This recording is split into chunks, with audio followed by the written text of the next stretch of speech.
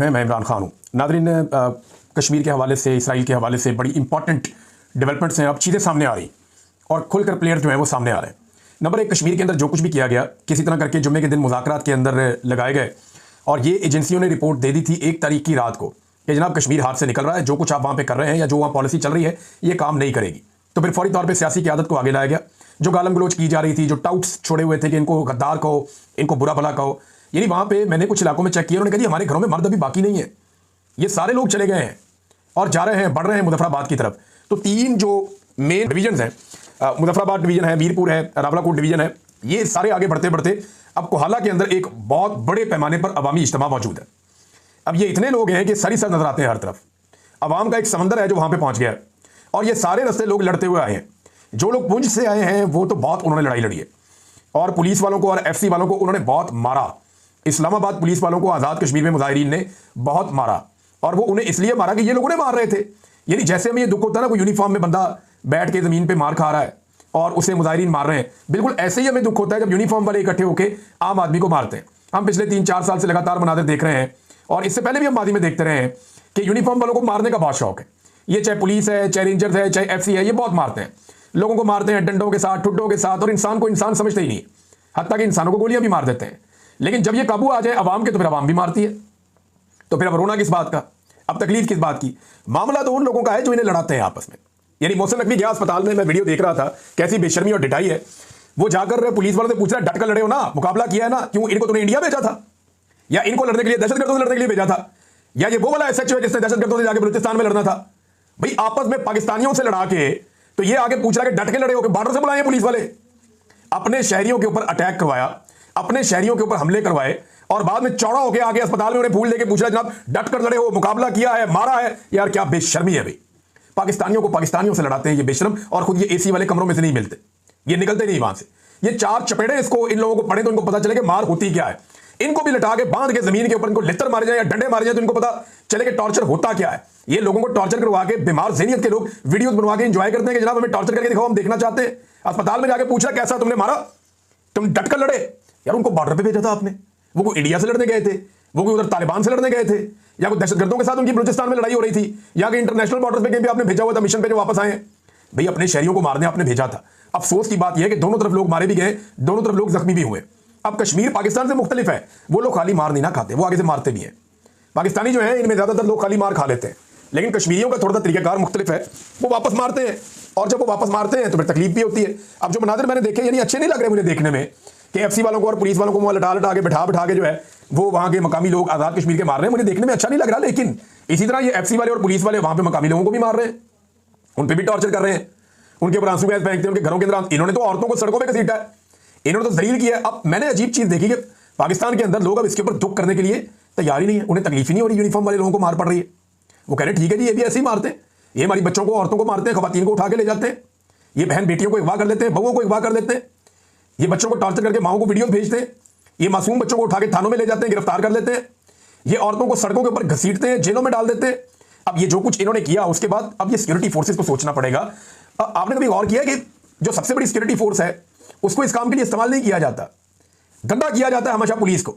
यानी military establishment के गंदे कपड़े हमेशा पुलिस धोती है, एफसी धोती है, उन्हें कहते हैं गंदा काम है ये तुम करो, बदनामी होगी तुम्हारी, होगी जिल्लत होगी तुम्हारी। क्यों? ये इदारे नहीं है, इन्होंने तो रोजाना आवाम के बीच में रहना होता है, आवाम के बीच में जाना होता है। बहरहाल ये इनकी हरकतें इस वक्त नादरीन जो कोहाला में है बहुत बड़े पैमाने पर लोग इकट्ठे हैं और चंद किलोमीटर का फासला रह गया है जो आज़ाद कश्मीर की असेंबली है वहां से। तो ये मुजफ्फराबाद जब चाहे अब दाखिल हो सकते हैं, इनके पास ये ताकत भी मौजूद है। और दूसरी जानिब जो है वो नाके खत्म कर दिए गए, जितने नाके लगाए गए थे, जितना बंदोबस्त किया गया था वो खत्म कर दिया गया है। लेकिन सरदार उमर नज़ीर साहब ने, ये एक रहनुमा है, वन ऑफ देम, जो अवामी एक्शन कमेटी के रहनुमा है, तो इन्होंने कहा कि एक तरफ मुज़ाकरात, दूसरी तरफ फोर्सेस को अर्जा के मुकाम पर फिर इकट्ठा किया जा रहा है। याद रखो अगर इसके बाद किसी किस्म का एडवेंचर किया गया तो तमाम तर हालात की जिम्मेदार हुकूमत पाकिस्तान खुद होगी। उन्होंने एक कैटेगरी के लिए बात बता दी। अब जनाब नाके तो खत्म हो गए हैं, लेकिन इन बेशर्मों ने अपने मफाद के चक्कर में, अपने इक़्तिदार के चक्कर में, अपनी ताकत के नशे में आज़ाद कश्मीर के अंदर नफरत का एक ऐसा बीज बो दिया है जो फसल अब पता नहीं हमें कब काटनी पड़ेगी। ये बेशर्मी हो चुकी है, ये बेगैरती हो चुकी है और मिलिट्री एस्टेब्लिशमेंट ने आज़ाद कश्मीर के अंदर नफरत का वो वाला बीज बो दिया है जिनकी फसल पाकिस्तान को कभी ना कभी काटनी पड़ेगी। और ये घटिया हरकत भी इसी रिजीम के जिम्मे है। सिर्फ अपने इक्तदार को दबाम देने के लिए इन्होंने ये किया कि अगर आजाद कश्मीर के अंदर किसी तरह लोगों ने अपना हक छीन लिया तो फिर पाकिस्तान की बारी है, पाकिस्तानी भी यही करेंगे। अब मुज़ाकरात हो रहे हैं और मुज़ाकरात इनको करने पड़ने थे। जरा मुज़ाकरात की टेबल देखिए आप। एक तरफ बैठे हैं वफाकी वज़रा, साबिक वज़ीर आज़म, साबिक वज़रा, मौजूदा वज़रा, कैसे बड़े बड़े मुंह हैं इनके, चमकते हुए 100 वाट के बल्ब की तरह इनके मुंह चमकते हैं, क्योंकि इन्होंने बेहतरीन खुराकें खाई हैं, इनके पास बेशुमार पैसा है, ये बड़ी बड़ी गाड़ियों में, हेलीकॉप्टर्स में ट्रैवल करते हैं, ये इक्तदार के मालिक हैं और करप्शन कर करके इन लोगों ने मुल्क का बेड़ा गर्क कर दिया। और दूसरी तरफ सामने कौन बैठा है? ये बिल्कुल चंद लोग, एक दुकानदार, एक आम आदमी। ये आया मुज़ाकरात करने के लिए अपनी कौम के बिहाफ के ऊपर। ये है तब्दीली जो आज़ाद कश्मीर में आई। पाकिस्तानियों को ये सीखना पड़ेगा और इससे सीखकर पाकिस्तानियों को आगे बढ़ना पड़ेगा। इसके अलावा पाकिस्तानियों के पास रास्ता कोई नहीं है। अब नाज़रीन, मुज़ाकरात हो रहे हैं। मुज़ाकरात में जो मेन चीज़ है वो वही 12 सीटें कि जनाब ये 12 सीटें जो है ना, इनको तो फौरी तौर पे आप ख़त्म करें। अगर ये 12 सीटें ख़त्म नहीं होती तो फिर बात आगे नहीं बढ़ती। बात आगे बढ़ेगी जब आप ये 12 सीटें ख़त्म करेंगे। अब इसमें कुछ इतलात आ रही हैं कि कुछ चीज़ें तय हो गई हैं और कुछ चीज़ें तय हो जाएंगी, लेकिन ये 12 सीटों पे है कौन? जरा आपको मैं बताता हूँ। ये नाज़रीन एक पेशावर से वज़ीर ख़ज़ाना, जो आज़ाद कश्मीर का वज़ीर ख़ज़ाना है वो पेशावर से है, अब्दुल माजिद खान। फिर इसके बाद जो है वज़ीर ट्रांसपोर्ट, ये रावलपिंडी से आया हुआ है, जावेद भट्ट। वज़ीर जंगलात नारोवाल से आया हुआ है, मोहम्मद अकमल। वज़ीर खुराक गुजरात से आया हुआ है, मोहम्मद अकबर। वज़ीर स्पोर्ट्स मुल्तान से आया हुआ है, मोहम्मद आसिम शरीफ। और मदबी उमूर का वज़ीर जो है रावलपिंडी से लेकर गए हुए हैं, मोहम्मद अहमद रज़ा कादरी। फिर वज़ीर सनअत व तजारत अटक से गया हुआ है, राजा मोहम्मद सदीक। वज़ीर इन्वेस्टमेंट, ये भी जनाब और कहीं से गया हुआ है, ये शादमत टाउन से। ये Aamir Abdul Ghaffar loan. Member public account committee जो है वहाँ पे, ये गुलाम मयूद्दीन दीवान, ये लाहौर से जनाब गया हुआ है। तो आप अंदाजा करें, कोई गुजरावाला से है, कोई सियालकोट से है, फिर हाफिज हामिद रज़ा, ये भी सियालकोट से है। ये बंदे बाहर से गए हुए हैं, 12 बंदे, अंदाजा करें आप। और ये अहम तरीन सीटों के ऊपर बैठे हैं आज़ाद कश्मीर जाकर, और जो बजट ये इस्तेमाल कर रहे हैं वो अरबों रुपए में है। इनके जो वोट्स हैं ना वो 1000 से भी कम है। यानी इतने थोड़े वोट लेकर ये जाकर वहां पे वजीर बन जाते हैं और अरबों रुपए का बजट ये इस्तेमाल करते हैं। क्या ये आज़ाद कश्मीर के अवाम के बजट के हकदार हैं? तो जवाब है कि नहीं है, और ये हो ही नहीं सकते। तो इसलिए शफाफियत के लिए इन शक्लों से आज़ाद कश्मीर के लोग जो है वो अब जान छुड़ाना चाहते हैं।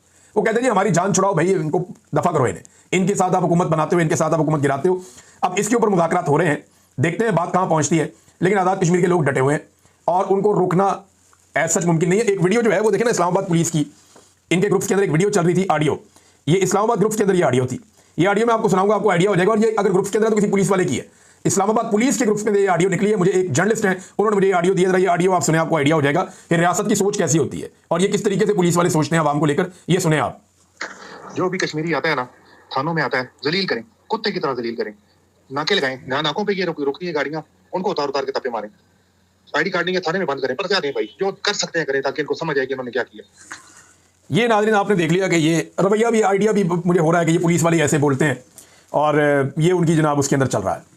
पुलिस का एक ग्रुप है, व्हाट्सएप ग्रुप, उसके अंदर ये चल रहा था। वहाँ से ये निकला कि जनाब जो मिल जाए कश्मीरी उसको तफे मार। यही इन्होंने पठानों के साथ किया था, पश्तूनों के साथ। जो आदमी पश्तून नजर आता था उठाओ इसको। कोई किसी का ड्राइवर है, कोई किसी का माली है, कोई वहाँ पे नौकरी करता है, किसी का वहाँ कारोबार है, किसी का होटल है, कोई काम करने के लिए आया हुआ है, वो सारे उठा उठा के बंद करना शुरू कर दिए थे।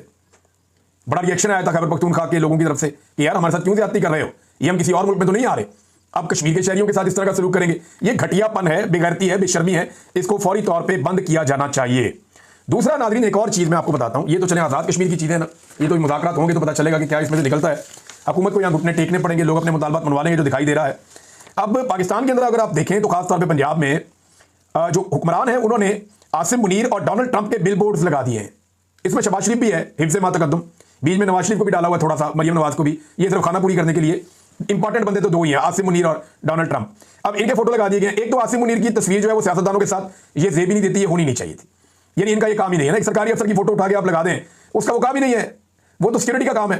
तो आसिम मुनीर का फोटो उठा के आपने लगा दिया, कल आप आईजी का लगा देंगे, परसों आप किसी और का लगा देंगे, चीफ सेक्रेटरी का लगा देंगे, होम सेक्रेटरी का लगा देंगे। तो ये फिर हैं तो सारे एक ही रैंक के लोग हैं ना। तो अब उठा के आर्मी चीफ के फोटो हर तरफ चिपका दिए इन्होंने, और ये उनका काम नहीं है, सेफ नहीं देता। ये आर्मी चीफ को इस पर नोटिस लेना चाहिए, उतरवाएं फटाफट, ये बदतमीजी है, ये नहीं होनी चाहिए। नंबर 2, डोनाल्ड ट्रंप की तस्वीर पाकिस्तान में क्यों लगाई गई? क्या पाकिस्तानी इसे पसंद कर रहे हैं? नहीं, ये डोनाल्ड ट्रंप को लुभाने के लिए लगाई गई। ये तस्वीर और होर्डिंग्स लगा के इनकी रिपोर्ट बनाकर बाकायदा अमेरिका भेजी जाएगी डोनाल्ड ट्रंप को। क्यों भेजी जाएगी अभी बताता हूं, लेकिन पाकिस्तानी इसे पसंद इसलिए नहीं कर रहे। रिएक्शन आ रहा है लोगों का कि लोग ये कहते हैं कि डोनाल्ड ट्रंप इसराइल के सबसे बड़े हमायती हैं, इसराइली पॉलिसीज के सबसे बड़े सपोर्टर हैं और नेतन्याहू के बड़े अच्छे दोस्त हैं, और वो ये बातें अपने मुंह से कहते हैं, किसी और को कहने की जरूरत नहीं है। अंडरस्टूड है। तो क्योंकि इसराइल की पॉलिसी से पाकिस्तानी सख्त नाला हैं, नाराज हैं, तो उनके बेहतरीन दोस्त की फोटोज को यूं लगाना उस वक्त जब वहां पे बच्चों का कत्लेआम हो रहा है इसराइल में, ये नामुनासिब है। लेकिन पाकिस्तान की हुकूमत जो है वो इन्हें देना चाहती है अमन का नोबेल पीस प्राइज।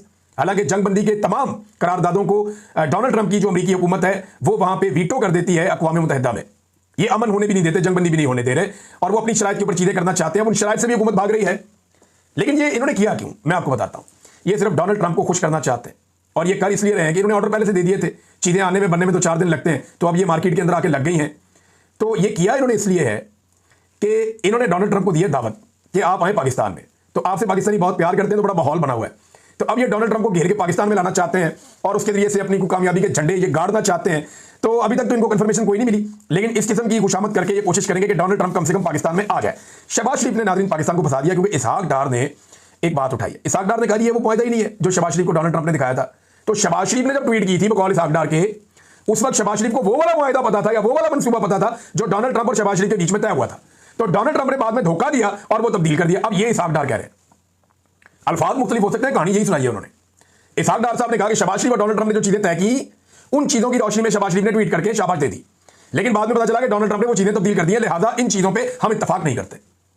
तो भाई नहीं करते तो लिखे ना शहबाज शरीफ, शहबाज शरीफ लिखे ना, शहबाज शरीफ लिखे कि इससे पहले डोनाल्ड ट्रंप ने जिन बातों पे मेरे साथ इत्तफाक किया था ये वो बातें नहीं है, मुझे धोखा दिया गया अमेरिका के अंदर और मैं धोखे में नहीं आऊंगा, मैं इन्हें कबूल नहीं करता, बैठो दोबारा डिस्कशन करते हैं। कहे शहबाज शरीफ, ये बात कहे ना शहबाज शरीफ, वो नहीं कहेगा क्योंकि वो ये बातें तय करके आया। डोनाल्ड ट्रंप झूठ नहीं बोल रहा, डोनाल्ड ट्रंप की आदत है वो बात मुंह के ऊपर कर देता है। उन्होंने चौक में रख दिया पकड़ के उसने आसिम मुनीर साहब को और शहबाज शरीफ को कि ये पहले दिन से मेरे साथ है, from beginning they are with me. और ये जो पोस्टर बैनर लग रहे हैं पूरे पाकिस्तान में, ये इस बात का सबूत है कि आसिम मुनीर और शहबाज शरीफ डोनाल्ड ट्रंप की हां में हां मिलाकर आए हैं और डोनाल्ड ट्रंप कोई धोखा नहीं दे रहा।